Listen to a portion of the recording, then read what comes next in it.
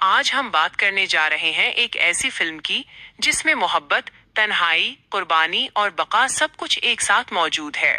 تصور کریں کہ آپ ایک ایسے خلائی جہاز میں سفر کر رہے ہیں جو 120 سال کے سفر پر ہے، اور اچانک آپ 90 سال پہلے جاگ جائیں۔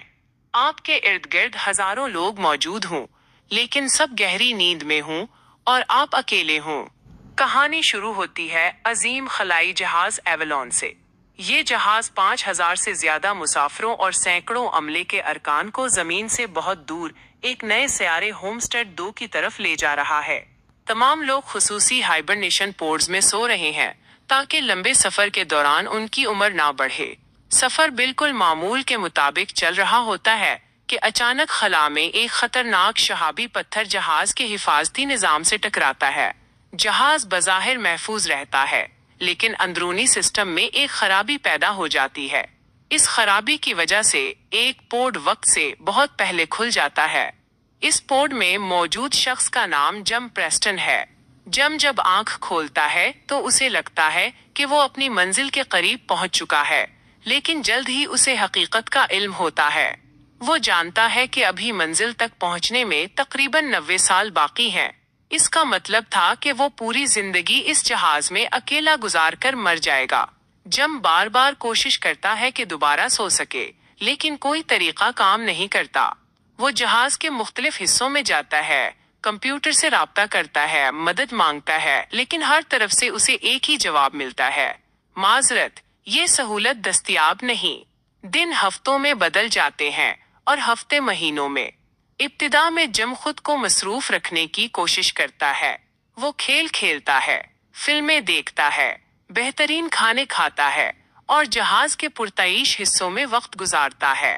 لیکن انسان صرف سہولتوں سے زندہ نہیں رہ سکتا۔ اسے کسی انسان کی ضرورت تھی، کسی سے بات کرنے کی ضرورت تھی۔ جہاز میں اس کا واحد ساتھی ایک اینڈرائڈ بارٹینڈر آرتھر تھا۔ آرتھر ایک روبوٹ تھا جو انسانوں کی طرح بات کرتا تھا، لیکن پھر بھی وہ ایک مشین ہی تھا۔ وقت گزرتا گیا اور جم شدید تنہائی کا شکار ہونے لگا۔ ایک دن وہ مسافروں کے ریکارڈ دیکھ رہا تھا کہ اس کی نظر ایک لڑکی پر پڑتی ہے۔ اس کا نام تھا اورورا لین۔ اورورا ایک مصنفہ اور صحافی تھی جو نئے سیارے پر جا کر اپنی زندگی کے تجربات کتاب کی صورت میں لکھنا چاہتی تھی۔ جم روز اس کی ویڈیوز دیکھنے لگتا ہے۔ وہ اس کی شخصیت سے متاثر ہو جاتا ہے۔ مہینوں تک وہ صرف اس کے بارے میں سوچتا رہتا ہے۔ پھر ایک دن وہ ایک ایسا فیصلہ کرتا ہے جو پوری کہانی بدل دیتا ہے۔ وہ اورورا کے ہائبرنیشن پورٹ کو کھول دیتا ہے۔ اورورا جاگ جاتی ہے۔ جم اس سے جھوٹ بولتا ہے کہ اس کا پورٹ بھی خرابی کی وجہ سے کھلا ہے۔ اورورا شدید پریشان ہو جاتی ہے کیونکہ اب وہ بھی اپنی منزل تک کبھی نہیں پہنچ سکے گی۔ شروع میں وہ غمگین رہتی ہے، لیکن وقت کے ساتھ وہ اور جم ایک دوسرے کے قریب آنے لگتے ہیں۔ دونوں اکٹھے کھانا کھاتے ہیں، جہاز کے مختلف حصوں کی سیر کرتے ہیں، باتیں کرتے ہیں، ہنستے ہیں اور آہستہ آہستہ محبت میں گرفتار ہو جاتے ہیں۔ اورورا کو لگتا ہے کہ قسمت نے انہیں ایک دوسرے سے ملایا ہے، لیکن جم کے دل میں ایک راز دفن تھا۔ وہ جانتا تھا کہ اگر سچ سامنے آ گیا تو سب کچھ ختم ہو جائے گا۔ ایک دن آرتھر غلطی سے اورورا کو سچ بتا دیتا ہے۔ اورورا کو معلوم ہو جاتا ہے کہ جم نے جان بوجھ کر اسے جگایا تھا۔ یہ سن کر اس کی دنیا اندھیر ہو جاتی ہے۔ وہ جم سے نفرت کرنے لگتی ہے۔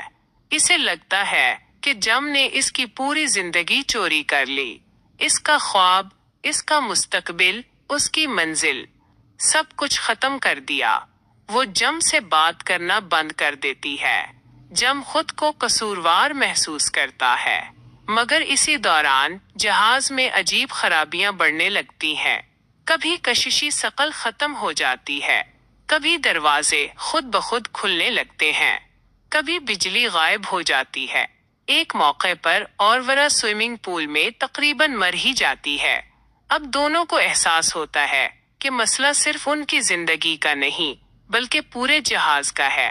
اسی دوران ایک اور پوڈ خراب ہو جاتا ہے اور ایک سینئر آفیسر گس مونکسو جاگ جاتا ہے۔ गिस जहाज के सिस्टम्स चेक करता है और मालूम करता है कि एवलांच शदीद खतरे में है। अगर मसला हल ना हुआ तो जहाज तबाह हो जाएगा और तमाम 5,000 मुसाफिर मर जाएंगे। गिस की सेहत तेजी से खराब होने लगती है क्योंकि इसका पोर्ट भी खराब था। मरने से पहले वो जम और औरवरा को खुसूसी रसाई देता है ताकि वो जहाज बचा सकें। अब दोनों अपनी जाती नफरत भूलकर जहाज बचाने निकलते हैं। वो जहाज के अंदरूनी हिस्सों में जाते हैं, खतरनाक रास्तों से गुजरते हैं और आखिरकार उन्हें असल मसला मिल जाता है। शहाबी पत्थर के टकराने से रिएक्टर का अहम हिस्सा खराब हो चुका था। अगर उसे फौरन ठीक ना किया गया तो पूरा जहाज तबाह हो जाएगा। जम एक इंतहाई खतरनाक मंसूबा बनाता है। इसे जहाज के बाहर खला में जाकर रिएक्टर को दस्ती तौर पर खोलना होगा। ये ऐसा काम था जिसमें मौत के इम्कानात बहुत ज्यादा थे। जम स्पेस सूट पहनकर बाहर निकल जाता है और वरा अंदर से सिस्टम चला रही होती है। दोनों जानते थे कि शायद ये उनकी आखिरी गुफ्तगू हो। जम कामयाबी से रिएक्टर खोल देता है, लेकिन जबरदस्त धमाके की ताकत उसे खला में दूर फेंक देती है। इसका ऑक्सीजन खत्म होने लगता है, दिल धड़कना बंद हो जाता है और वरा पूरी ताकत के साथ उसे वापस लाने की कोशिश करती है। वो जम को जहाज में वापस ले आती है। मेडिकल सिस्टम की मदद से जम की जान बच जाती है। जहाज महफूज हो जाता है। 5,000 लोगों की जिंदगियां बच जाती हैं। बाद में उन्हें मालूम होता है कि एक खास मेडिकल पोर्ट एक शख्स को दोबारा हाइबरनेशन में भेज सकता है। जम चाहता है कि औरवरा वापस सो जाए और अपनी असल जिंदगी हासिल कर ले, लेकिन औरवरा एक मुश्किल फैसला करती है। वो जम को अकेला छोड़ने के बजाय उसके साथ रहने का इंतखाब करती है। दोनों अपनी बाकी जिंदगी एवलॉन पर गुजारते हैं। वो जहाज को एक खूबसूरत बाग में तब्दील कर देते हैं, दरख्त लगाते हैं, घर बनाते हैं और एक नई दुनिया तख्लीक करते हैं।